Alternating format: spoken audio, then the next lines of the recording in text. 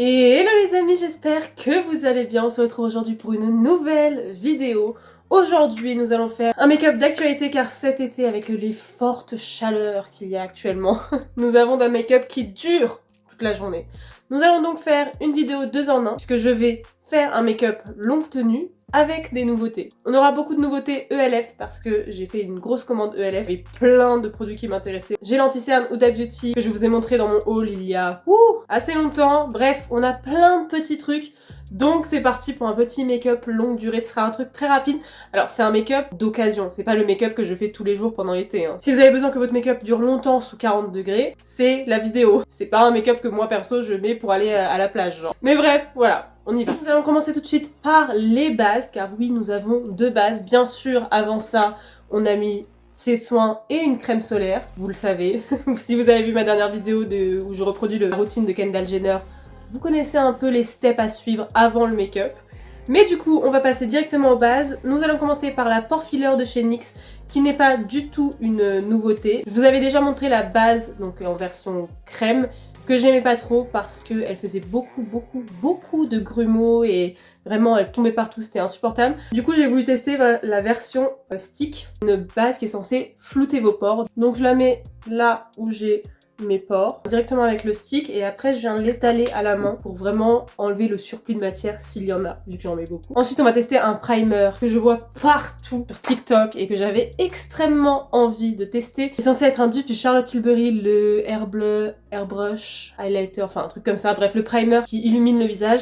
C'est bien sûr le Halo Glow Liquid Filter de chez ELF qu'on voit absolument partout. En tout cas, moi je le vois absolument partout. Peut-être que je suis la seule, mais vraiment je le vois partout. Je l'ai pris en teinte médium. Il y en a qui l'utilisent en tant que fond de teint, bien sûr. Mais moi, de ce que j'ai vu, c'est vraiment un primer pour illuminer le visage.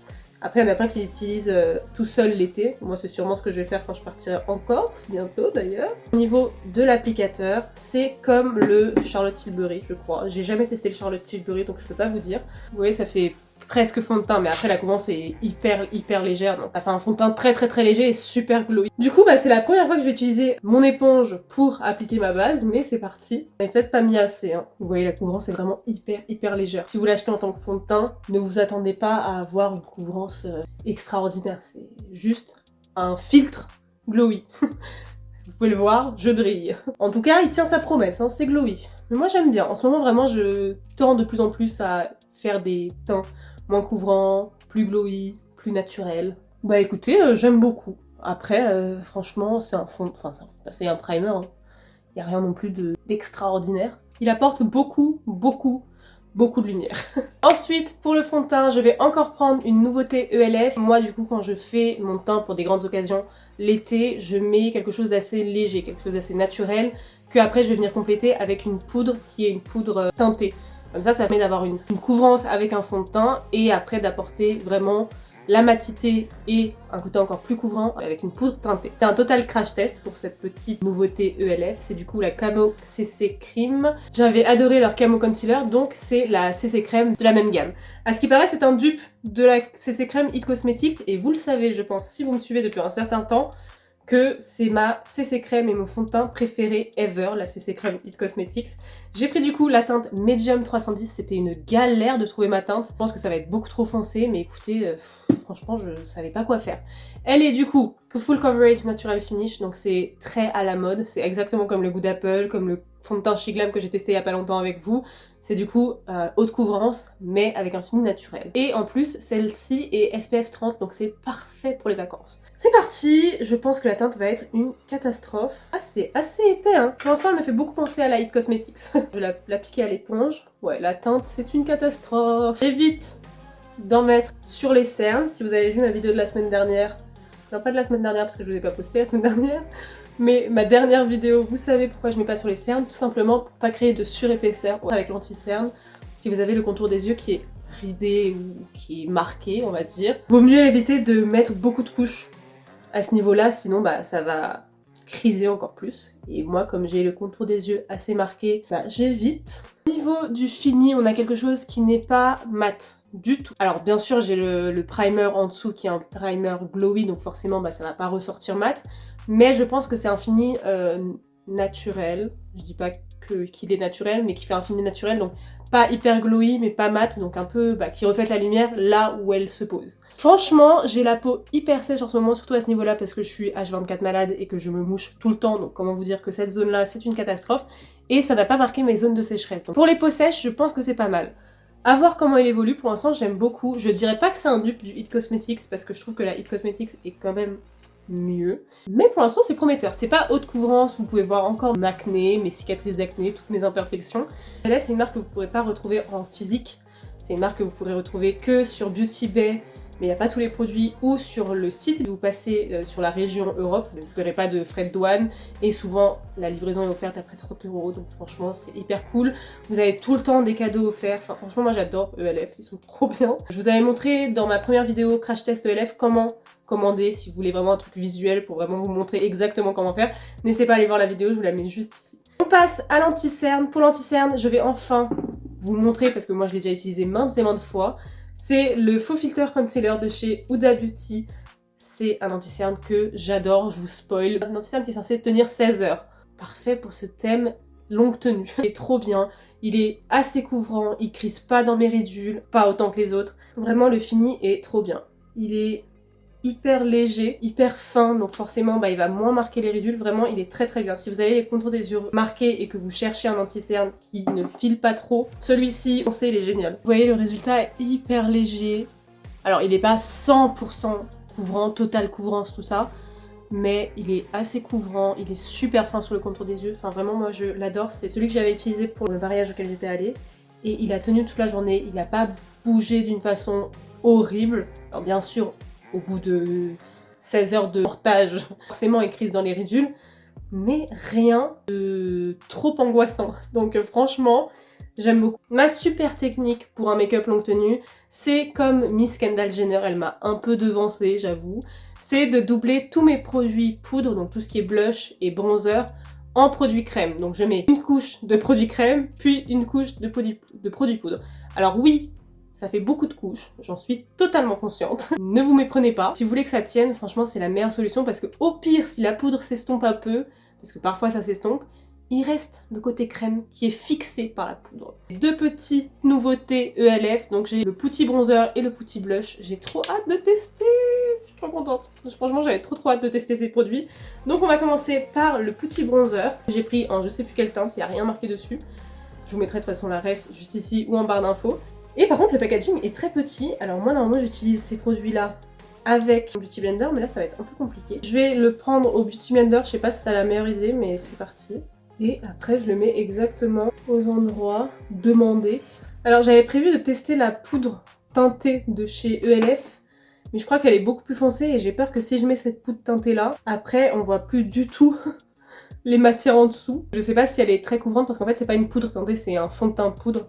Donc c'est encore plus couvrant que les poudres teintées. C'est pigmenté, mais très léger. Que moi j'adore. En plus c'est hyper pratique pour ramener en vacances, c'est ce que je vais prendre pour la Corse. C'est hyper petit. Ouais, c'est pas hyper pigmenté. Mais ça comme ça, vous pouvez travailler l'intensité. Si vous voulez un truc hyper intense, vous mettez beaucoup de produits. Si vous voulez pas un truc hyper intense, vous mettez moins de produits et puis voilà quoi. Mon bronzer est appliqué. Franchement, il est très très bien. Si vous n'avez pas l'habitude des produits crème, n'hésitez pas parce qu'il est hyper simple à travailler. Je crois que c'est l'un des bronzers crème les plus simples à travailler que j'ai dans ma collection. Donc franchement foncez. En plus il coûte genre 5 €. On va passer au blush. C'est un blush pêche comme d'hab.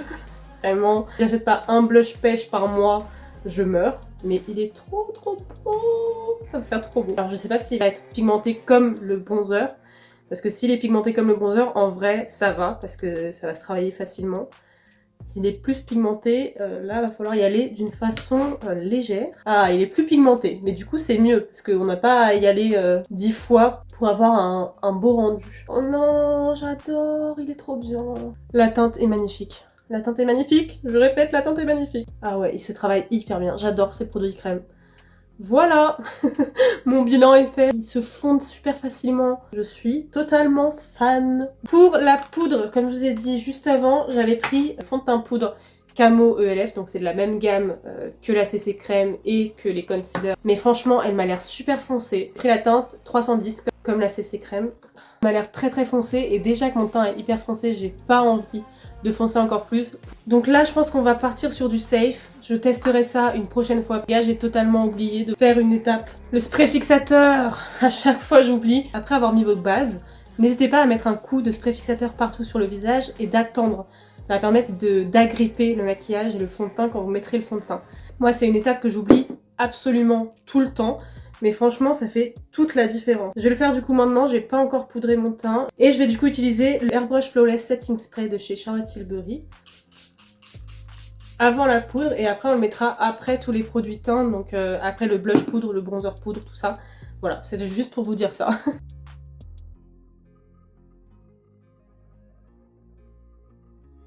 Je monte le côté poudré, le côté non poudré. Voilà, après je prends un gros pinceau et j'enlève tout l'excédent de poudre. Du coup les amis, comme je vous ai dit juste avant, on va doubler bronzer et blush en poudre. Je vais pas vous expliquer ce que je vais faire parce que je vais vraiment littéralement juste repasser par-dessus avec un pinceau. J'utilise une palette de chez Korres et Highlighter Makeup Revolution que j'adore, c'est la teinte Raise the Bar. Et petite couche de spray fixateur, toujours le même. Ça permet de faire tenir jusqu'à 16 heures. Donc vraiment pas mal. Mais oui, évitez les réduits avec alcool si vous allez passer la majeure partie de votre temps dehors. Pour les yeux, ça va être exactement le même système que pour le visage. Vous allez doubler les produits crème avec un produit pour les yeux. Donc moi ce que j'ai fait pour le mariage où je suis allée, c'est que j'ai pris un fard crème, donc c'est le Simple Beauty. Il fait chaud et j'ai pas envie de passer 3 heures devant mon éclairage. Donc je vais juste faire un liner avec ce petit fard crème puis un fard poudre de la palette de chez Mario Caméléon. D'ailleurs je l'ai prise pour le mariage et elle est parfaite, je l'ai hyper complète. Si vous n'avez pas vu ma vidéo sur la palette, n'hésitez pas à aller la voir, je vous avais fait 2 looks avec. Vous avez pas trop regardé cette vidéo, pas cool, pas gentil. Mais du coup, n'hésitez pas à aller la voir si vous voulez plus de look. Moi ça va être un truc très très simple. Je prends du coup le produit directement avec mon pinceau et après je fais un liner assez classique. Alors moi pour le mariage j'avais mis du sparadrap, vraiment quelque chose de hyper net. Là comme je vous l'ai dit, j'ai pas envie de me prendre la tête. J'ai beaucoup trop étiré ce liner. Comme d'habitude hein, c'est pas symétrique. Vraiment pas du tout symétrique même. C'est pas grave, je compte pas sortir de chez moi aujourd'hui à part pour aller à la salle de sport. Mais... Bon, on va rester sur ça. Est-ce qu'on se ferait pas une petite bascule? Pareil, je vous ai déjà montré comment faire une bascule. Vous avez fait un petit tuto Foxy Eyes qui est toujours d'actualité, n'hésitez pas à le voir. Surtout maintenant avec la tendance Siren Eye qui est exactement la même chose que le Foxy Eyes et que Cat Eye et que tout ça là. Je comprends pas trop pourquoi refaire une tendance qui est exactement la même chose. Une fois que vous avez la base crème sur vos yeux, vous pouvez doubler cette base crème avec une fard poudre. Je vais prendre carton. Je vais du coup l'appliquer sur cette base crème qui va accrocher parce que c'est pas encore totalement sec. Après ce fard là, si vous voulez un fard crème qui sèche, ces fards Simple Beauty sont très bien parce qu'ils sèchent et ils bougent plus après. Je passe exactement par-dessus. C'est pas grave si je dépasse un peu parce que je vais un peu flouter après le bord du liner. Évitez de dépasser sur la partie du dessous parce que comme ça vous avez quelque chose de net. Et ensuite je vais juste prendre un tout petit pinceau comme ça, boule, pour flouter la partie haute du liner. On en est là et on va mettre quelques petites paillettes bien sûr. Je pense qu'on va mettre les paillettes hilarantes. Je prends mon doigt, je tapote juste un peu le fard parce que je veux pas trop de paillettes. Là où il n'y a rien. J'ai mélangé un peu avec la teinte Daphné qui a des paillettes dorées. Ça permet de rajouter un peu de dimension. Et pour finir ce petit make-up des yeux, on va recourber nos cils, bien sûr, et mettre un petit mascara waterproof. Je vais mettre le L'Oréal Paris, le Lash Paradise, que j'adore, mais j'adore la version classique. La version waterproof, je suis pas fan. Elle est plus sèche, elle fait moins des beaux cils. Pour un make-up longue tenue, franchement, il n'y a rien de mieux que mascara waterproof, parce que ça va tenir la courbure, et en plus, ça va pas bouger.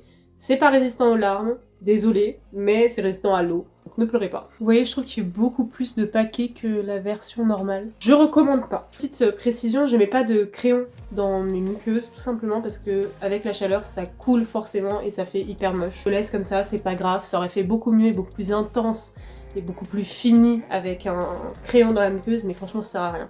Surtout que là, j'aurais mis du crayon noir en muqueuse supérieure, ça aurait bavé, ça m'aurait fait des yeux de panda en fin de journée. je ne voulais pas. Pour les lèvres, je vais faire un combo très simple, je veux surtout hydrater mes lèvres.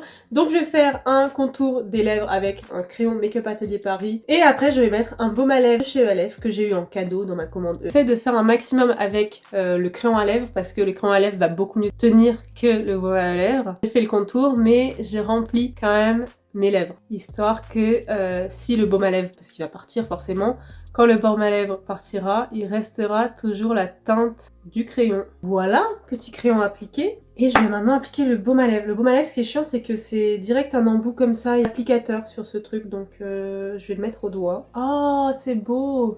J'adore! Bon là, ça va pas vraiment avec mon make-up, hein. Je pense que je vais peut-être rajouter des petites paillettes roses sur les yeux. Je vais prendre la teinte caméléon et en rajouter par-dessus. Très très beau! Beaucoup mieux là. Voilà, j'enlève les petites barrettes et on se fait un petit bilan rapide parce que de toute façon, vous avez compris mon avis sur quasiment tous les produits. J'ai adoré absolument tous les produits ELF. J'ai juste pas testé du coup le fond de teint en poudre Camo. Je testerai ça dans une prochaine vidéo ou sur TikTok car je suis de plus en plus active sur TikTok. N'hésitez pas à aller me follow. Le lien est en barre d'infos bien sûr. Très grand coup de cœur pour le l'anti-cerne Huda Beauty, je vous l'ai déjà dit. Et après le reste, c'est à peu près que des choses que je connaissais déjà. Pas fan de ce mascara. La base pore filler, c'est pas incroyable, mais elle est bien. Et puis voilà. N'hésitez pas à me dire en commentaire ce que vous en pensez, à liker cette vidéo bien sûr si elle vous a plu et à vous abonner. On se retrouve très rapidement pour une prochaine vidéo. Je vous fais plein de bisous.